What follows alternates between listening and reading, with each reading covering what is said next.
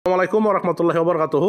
Guys, আজকে আপনাদের এই আমাদের মানিকগঞ্জ জেলার সিঙ্গার থানার চাররাম ইউনিয়নের মধ্য চাররাম 8 নম্বর ওয়ার্ডের এই নির্বাচনের ফলাফল আপনাদেরকে জানাবো। তাই ফলাফলটা আমাদের আব্দুল্লাহ মামার হাতে আছে, তো আপনাদেরকে এখনই আমি জানাবো। তো আব্দুল্লাহ মামার কাছে যাচ্ছি, পরিবারের সকলের তরফ থেকে রিকোয়েস্ট জানাচ্ছি। মামা, তাই তোমাকে রিকোয়েস্ট করা হলো কিছু, তুমি ফলাফলটা একটু জানিয়ে দাও মামা।